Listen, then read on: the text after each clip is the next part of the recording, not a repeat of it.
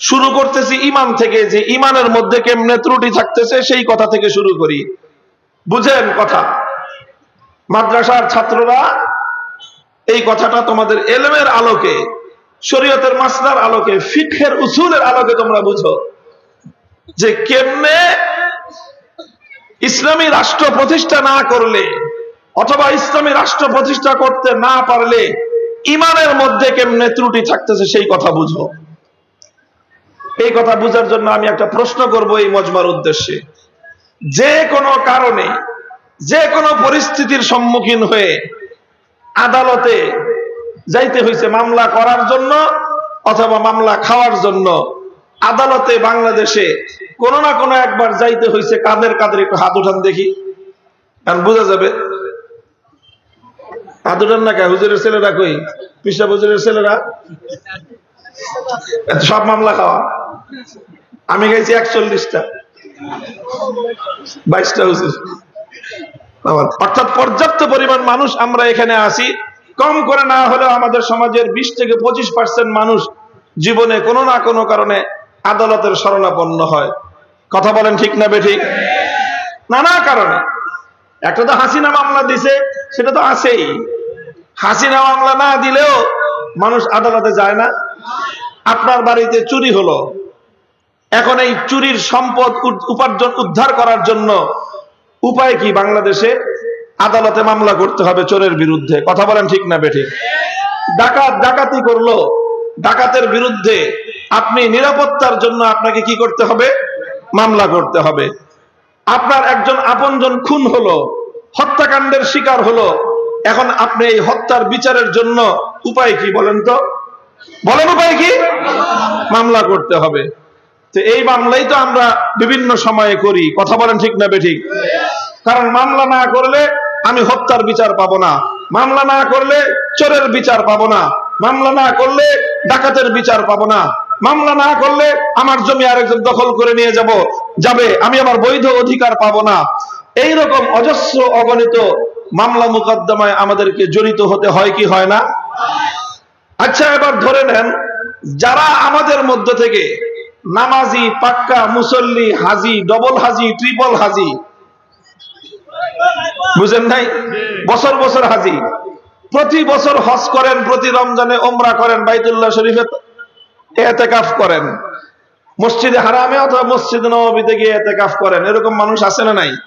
প্রতি বছর মাশাআল্লাহ অন্তত এক চিল্লা দেন, এরকম মানুষ আছে না নাই? অর্থাৎ পাক্কা দিনদার। এই মানুষটাও যখন মামলা করলো, আপনি যখন চোরের মামলা করলেন, চোরের বিরুদ্ধে, ডাকাতের বিরুদ্ধে, হত্যাকারী খুনির বিরুদ্ধে যখন মামলা করলেন, এই মামলায় আদালত বিচার করবে কি করবে না?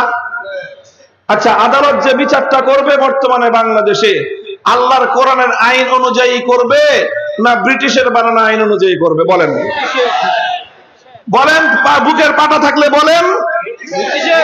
আল্লাহর কোরআনের আইন অনুযায়ী আদালত বিচার করবে। তাহলে আল্লাহর আইনের বিরুদ্ধে, আল্লাহর আইনের সাথে সাংঘর্ষিক আইন অনুযায়ী আদালত বিচার করবে। কথা বলেন ঠিক না বেঠিক? আচ্ছা, এই কথাটুকু মনে রাখেন, এই কথাটুকু মনে রাখেন। এরপরে আরেকটা প্রশ্ন শুনেন, জবাব আপনারা দিবেন। কোন ব্যক্তি যদি, এই আগের কথা ভুলে যান, এখন আমার এই প্রশ্নের জবাব দেন। কোন মানুষ যদি আল্লাহর আইনকে বাদ দিয়ে কোন মানুষের বানানো আইনের কাছে বিচার চাইতে যায়, আল্লাহর আইন অনুযায়ী সে বিচার চায় না, সে মানুষের বানানো আল্লাহর আইনের বাইরের, আল্লাহর আইনের বিরুদ্ধে আইন, যে আইন, সেই আইন অনুযায়ী যদি কোনো ব্যক্তি বিচার চাইতে যায়, এবার তার ব্যাপারে যদি কেউ মাসআলা জিজ্ঞাসা করে, তার ঈমান আছে না নাই? আপনারা কি জবাব দিবেন? আমি কি জবাব দিব সেটা বড় কথা না, আল্লাহর কোরআন কি জবাব দিবে সেটা বড় কথা। আলাম তারা ইলাল্লাযীনা ইয়াজুমুনা আন্নাহুম আমানু বিমা উনজিলা ইলাইকা ওয়া মা উনজিলা মিন ক্বাবলিক ইউরিদুনা আন ইয়াতাহাকামু ইলাত তাগুতি ওয়া ক্বাদ উমিরু আন ইয়াকফুরু বিহি ওয়া ইউরিদুশ শাইতানু আন ইউদিল্লাহুম দালালাম বাঈদা। আল্লাহ বলতেছেন, আল্লাহ নিজে কোরআনে পাকের সূরাতুন নিসার 60 নম্বর আয়াত খুলে দেখেন। আল্লাহ বলতেছেন, দেখো আশ্চর্যজনক একটা কথা, কে বলতেছেন? আরে আশ্চর্যজনক কথা কে বলতেছেন? আল্লাহ এই কথাটাকে আশ্চর্যজনক বলে আখ্যায়িত করতেছেন যে এমন কিছু মানুষ আছে দাবি করে ইমানদার, অথচ তারা আল্লাহর আইন বাদ দিয়ে মানুষের বানানো আইনের কাছে বিচার চাইতে যায়। এই আয়াতের স্পষ্ট মর্ম ব্যাখ্যা না, এই আয়াতের মেসেজ হলো এই, যারা আল্লাহর আইন বাদ দিয়ে কোন মানুষের বানানো আইনের কাছে বিচার চাইতে যাবে, তারা অন্য যে কোনো কিছু হতে পারে, হাজি গাজী পাজি হতে পারে, ইমানদার হতে পারে না। আল্লাহর আইনের বাইরে কোন গায়রুল্লাহর আইনের কাছে বিচার চাওয়া স্পষ্ট কুফর। এটা আমি বললাম এই মাসলাটা, এটার আগে পরে অন্য কোনো কথা লাগায়েন না। দুনিয়া, বাংলাদেশ না সারা দুনিয়া থেকে কোনো মুফতি সাহেব, কোনো আলেম আনেন যে এই কথার সাথে দ্বিমত করবে। আমি তো একটা মাদ্রাসার, উল্লেখযোগ্য মাদ্রাসার, যেই মজলিসে অনেক বড় বড় উলামায়ে কেরাম আছেন, তাদের উপস্থিতিতে কথা বলছি। যদি ভুল হয়ে থাকে তাহলে সর্বপ্রথম আমি সংশোধন করে নিব, এবং আমি আজকের পর থেকে প্রত্যেকটা মাহফিলে সেই সংশোধনী আলোচনা করব। আবার বলছি যে আল্লাহর আইন বাদ দিয়ে, আল্লাহর আইনের বাইরে অন্য কোন গায়রুল্লাহর আইনের কাছে যদি কেউ বিচার চাইতে যায়, তাহলে এটা কুফরি কাজ। বুঝতে পারছেন কথা? এবার ওই আগের কথায় ফিরে আসেন।